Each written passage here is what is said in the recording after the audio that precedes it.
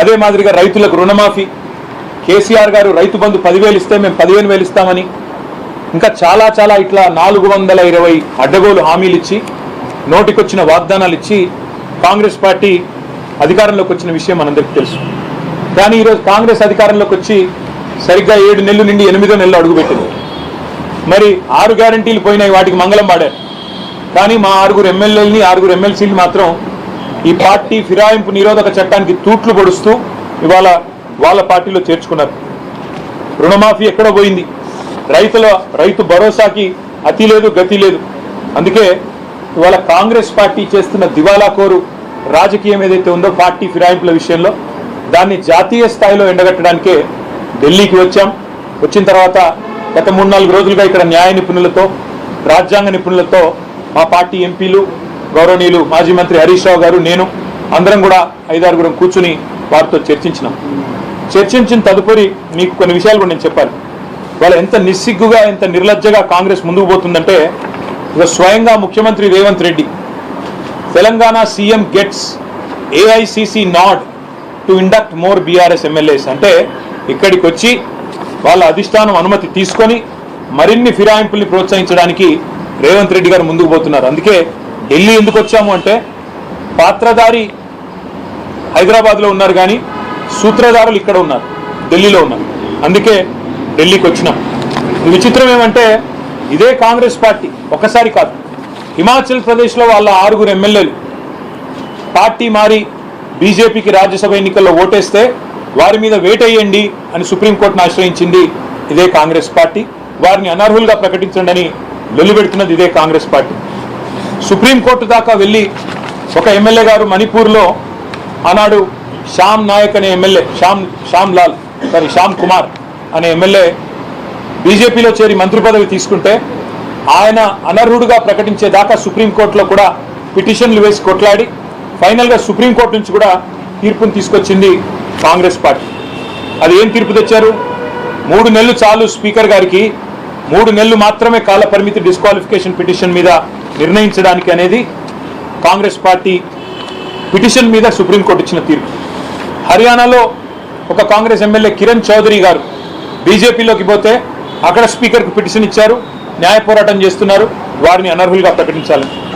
మహారాష్ట్రలో కాంగ్రెస్ ఎమ్మెల్యేల మీద బీజేపీ పడితే, అక్కడ ఏక్నాథ్ షిండే గారి శివసేన పడితే, అక్కడ ప్రదేశ్ కాంగ్రెస్ కమిటీ అధ్యక్షుడు బాలాసాహెబ్ తొరాట్ గారు అంటారు, సామధాన భేద దండోపాయాలు ప్రయోగించి ఈ రాష్ట్ర ప్రభుత్వం మా ఎమ్మెల్యేలను గుంజుకుంటుందని చెప్తారు.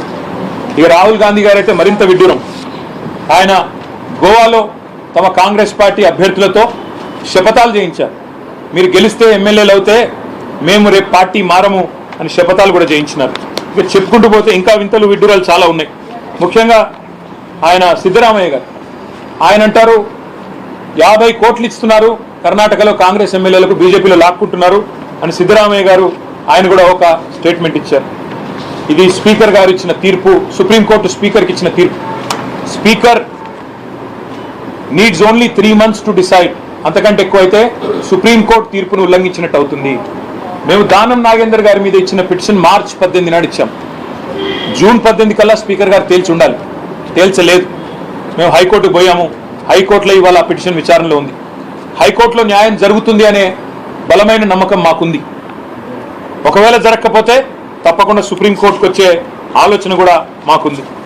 ఇంకా విచిత్రమైన విషయం, రాహుల్ గాంధీ గారు ఆయన పార్టీ ఇది హైదరాబాద్ వేదికగా, తుక్కుగూడ వేదికగా జాతీయ మేనిఫెస్టో, కాంగ్రెస్ పార్టీ యొక్క జాతీయ మేనిఫెస్టో న్యాయపత్ర అనే పేరిట తెలంగాణలో ఆవిష్కరించారు. అందులో ఏం చెప్పినారు? We promise to amend the 10th schedule of the constitution and make defection and automatic disqualification of membership in assembly and parliament. అంటే వారి ఉద్దేశం ఏమంటే, ఎవరైనా ఒక ఎమ్మెల్యే ఒక పార్టీలో గెలిచి ఇంకో పార్టీలో పోతే, ఎవరైనా ఒక ఎంపీ ఒక పార్టీలో గెలిచి మరో పార్టీలో పోతే ఆటోమేటిక్గా సంఖ్యతో నిమిత్తం లేకుండా ఆయనను అనర్హుడిగా ప్రకటించి ఆయన పదవి ఊడిపోవాలి. ఇది మేము దానికి కట్టుబడి ఉన్నాం, రాజ్యాంగ సవరణ చేస్తామని జాతీయ మేనిఫెస్టోలో హామీ ఇచ్చారు. రాహుల్ గాంధీ గారికి నిజంగా కూడా ఆస్కార్ అవార్డు ఇవ్వాలి. ఎందుకంటే ఏ తుక్కుగూడలో అయితే ఈ తుక్కు మాట చెప్పారో అదే వేదిక మీద దానం నాగేందర్ ఉంటాడు, కాంగ్రెస్ కండువా కప్పుకొని బీఆర్ఎస్ టికెట్ మీద గెలిచి.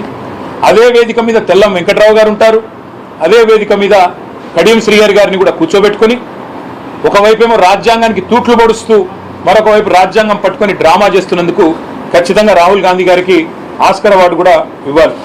మీరు చూడండి, ఒకవైపు ఈ డ్రామా, రాజ్యాంగం పట్టుకొని ఆయన ఏదో రాజ్యాంగ సంరక్షకుడు, నేనే కాపాడుతున్నా ఈ దేశంలో రాజ్యాంగం, మోడీ గారు ఏదో నాశనం చేస్తున్నట్టు పార్లమెంట్లో బిల్డప్.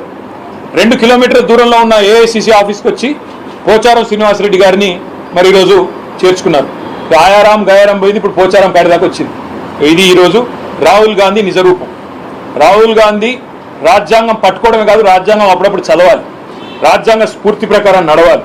అదే మాదిరిగా ఇంకా విచిత్రం, అసలు ఇవాళ ఒకరు కాదు, మా ఎమ్మెల్యేల ఇళ్లకు పోయి ఒక్కొక్కరింటికి ముఖ్యమంత్రి స్వయంగా పోయి పోచారం ఇంటికి, ఇంకా కేశవరావు గారి ఇంటికి పోయి ఎమ్మెల్యేల ఇళ్లలో పోయి బతిమలాడి భయపెట్టి వారికి ఏమేమో ఇచ్చి, మరి సిద్ధరామయ్య చెప్పినట్టు 50 ఇస్తున్నారా ఎక్కువ ఇస్తున్నారా మాకు తెలియదు, మేము ఆరోపిస్తలేము, సిద్ధరామయ్య గారు చెప్పిన దాన్ని కోట్ చేస్తున్నాను నేను.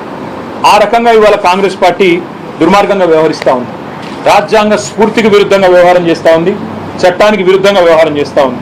అందుకే తెలంగాణలోనేమో న్యాయపత్రం అంటారు, చేసేది మాత్రం అన్యాయం. అందుకే మేము ఢిల్లీకి ఎందుకు వచ్చినామంటే కాంగ్రెస్ పార్టీ యొక్క వైఖరిని జాతీయ స్థాయిలో దేశ ప్రజలకు తెలియజెప్పాలి. ఏ ఒక్క ఆప్షన్ కూడా వదిలిపెట్టకుండా జాతీయ స్థాయిలో కాంగ్రెస్ బీజేపీ రెండూ ఒకటే, ఎవరికి అనుకూలంగా ఉన్నప్పుడు వాళ్ళు ఆ రకంగా ప్రవర్తిస్తున్నారు అనే మాట చెప్పడానికి వచ్చినాం. దాంతోపాటు ఇది కేవలం మొదటి అడుగు మాత్రమే. దీని తర్వాత తప్పకుండా ఒకవేళ హైకోర్టులో న్యాయం లభిస్తుందని నమ్ముతున్నాం, తప్పకుండా న్యాయం గెలుస్తుంది. దానం నాగేందర్ గారితో పాటు పార్టీ మారిన 6 ఎమ్మెల్యేలు కూడా వెంటనే డిస్క్వాలిఫై చేస్తారని నమ్ముతున్నాం. ఎందుకంటే మా పార్టీ టికెట్ మీద ఎమ్మెల్యేగా గెలిచారు, మళ్ళీ ఆయనే రాజీనామా చేయకుండా సికింద్రాబాద్ ఎంపీగా కాంగ్రెస్ పార్టీ టికెట్ మీద బీఫామ్ మీద పోటీ చేశారు. అంతకంటే ఓపెన్ అండ్ షట్ కేసు అయితే ఏమి ఉండదు. ఇందులో ఇంకేదో చదవడానికి కానీ అర్థం చేసుకోవడానికి కానీ ఇంకేం లేదు. కాబట్టి మేము ఆలోచిస్తున్నది న్యాయం లభిస్తుంది హైకోర్టులో అని. ఒకవేళ లభించకపోతే సుప్రీంకోర్టుకు వస్తాం, సుప్రీంకోర్టులో కూడా తొందరలోనే పిటిషన్ కూడా వేయడానికి కూడా అన్ని సిద్ధం చేసుకుంటున్నాం. చాలామంది రాజ్యాంగ న్యాయ నిపుణుల్ని కూడా సంప్రదించినాం. అదే మాదిరిగా ప్రెసిడెంట్ ఆఫ్ ఇండియాని కూడా అవసరమైతే కలుస్తాం.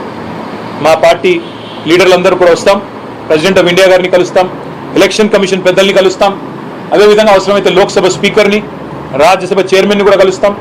ఏ రకమైన వ్యవహారం తెలంగాణలో నడుస్తుందో, కాంగ్రెస్ నిర్వాహకం ఏందో జాతీయ స్థాయిలో ఎండగడతాం. కాబోయే సెషన్ కూడా వస్తూ ఉంది 22 నుంచి 22వ తారీఖున సెషన్ ప్రారంభంగా అవుతా ఉంది. మాకు రాజ్యసభలో 4 సభ్యులు ఉన్నారు, రాజ్యసభలో కూడా ఈ అంశాన్ని లేవనెత్తుతాం. అంటే ఏ వేదిక మీద అయితే న్యాయం జరగాల్సి ఉంటుందో ఆ ఏ వేదికను కూడా వదిలిపెట్టకుండా తప్పకుండా కాంగ్రెస్ పార్టీ యొక్క దుర్మార్గాన్ని ఎండగడతాం. ఏ ఒక్క అంశాన్ని కూడా వదులుకోం. ప్రైమ్ మినిస్టర్ అని మీరు అన్నారు, ప్రైమ్ మినిస్టర్ని కలవాలన్న ఆలోచన అయితే లేదు. ఎందుకంటే కలిసినా ఏదైనా అభివృద్ధి గురించి కలుస్తాం తప్ప ఈ విషయంలో వారు చేయగలిగేదే ఉండదు. కాబట్టి ఎలక్షన్ కమిషన్ కానీ ప్రెసిడెంట్ కానీ కస్టోడియన్స్ ఆఫ్ కాన్స్టిట్యూషన్ ఎవరైతే ఉన్నారో వారిని కలుస్తాము. కలిసి తప్పకుండా జాతీయ స్థాయిలో మాకు తెలంగాణలో జరుగుతున్న నిర్వాహకం ఏదైతే ఉన్నదో దీన్ని ఎండగడతామని చెప్పి కూడా మీకు తెలియజేస్తూ సహకరించిన తెలుగు మీడియా సోదరులకు కూడా పేరు పేరున ధన్యవాదాలు, నమస్కారం. హైకోర్టులోనేమో దానం నాగేందర్ గారి పిటిషన్ పెండింగ్ ఉందండి, కానీ ఇంకా వేరే ఎమ్మెల్యేలు కూడా ఈ మధ్యలో మారిన వాళ్ళు ఉన్నారు. కావాలంటే మనం నేరుగా వచ్చే అవకాశం కూడా ఉంది. అది పరిశీలించి రాబోయే 4-5 రోజుల్లో నిర్ణయం తీసుకుంటాం. గతంలో సబితా ఇందరెడ్డికి తలసాని శ్రీనివాస్ యాదవ్ వీళ్ళందరూ కూడా పదవులు ఇచ్చారు కదా, వాళ్ళు వేరే పార్టీకి గెలిచి వచ్చిన వాళ్ళే కదా. అయితే టైం కూడా ఉంది కదా, 3 ఏళ్ళు అంటే ఈ లోపు ఎమ్మెల్యేలు 1/3 జాయిన్ అయితే. అయితే ఒక మాట ఏమంటే చాలా మంది మిత్రులు మాట్లాడుతున్నారు ఏమని, గతంలో టీఆర్ఎస్ చేర్చుకుంది కదా కాంగ్రెస్ వాళ్ళని, టీడీపీ వాళ్ళని అని మాట్లాడుతున్నారు. ఎస్, కాంగ్రెస్ పార్టీలో 18 మంది సభ్యులు ఉన్నప్పుడు 12 మంది రాజ్యాంగబద్ధంగా 3/2 వంతులు అనేది విలీనం. విలీనానికి ఫిరాయింపుకు తేడా ఏంటంటే 3/2 వంతుల ఒక శాసనసభ పక్షం కానీ పార్లమెంటరీ పక్షం కానీ ఒకవేళ ఇంకో పార్టీలో చేరాలనుకుంటే రాజ్యాంగం ప్రకారమే ఆ వెసులుబాటు ఉంది. అది కాంగ్రెస్ విషయంలో 18లో 12 మంది చేరారు, టీడీపీ విషయంలో 15 మందిలో 10 మంది చేరారు, బీఎస్పీ 2 ఉండేది వాళ్ళిద్దరూ చేరారు, పోయిన టర్మ్లో టీడీపీకి 2 ఉంటే 2 కూడా చేరారు.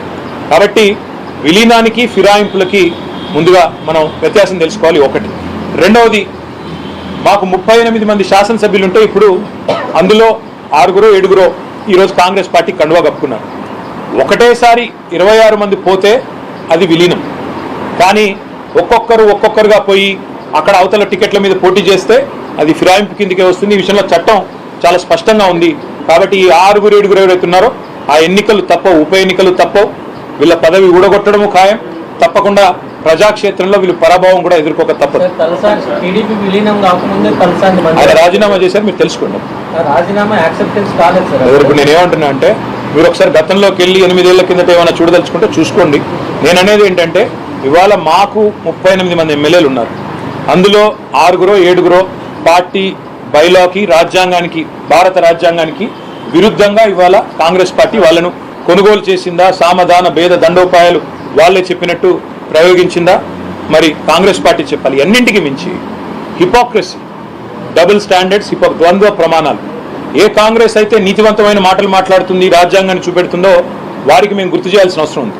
ఎందుకంటే రాజ్యాంగ స్ఫూర్తికి వ్యతిరేకంగా నేను ఒకటే అడుగుతున్నాను విజయ్ గారు, రేపటి రోజున కాంగ్రెస్కు ఉండే 99 మంది ఎంపీల్లో 20-30 మంది ఇంకో పార్టీలో చేరారనుకోండి, అది సమ్మతమేనా కాంగ్రెస్ పార్టీకి?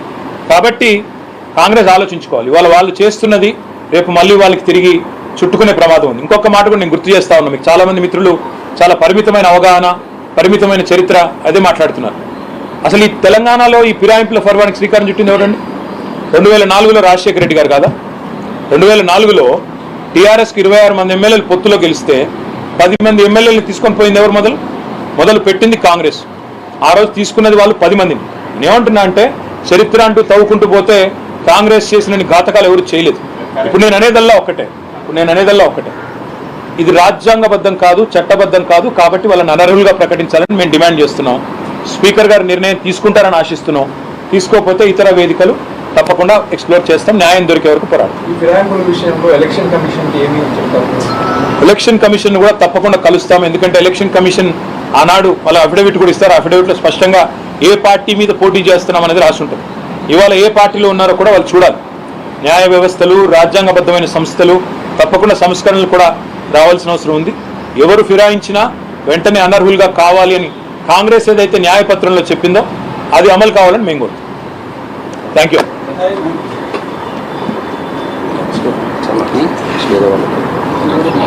బస్ ఏమనుకోవద్దు, మేము ఓన్లీ పొద్దున స్నాక్స్ అనుకుని స్నాక్స్ పెట్టాం, లంచ్ పెట్టలేదంట, ఏమనుకోకండి దయచేసి.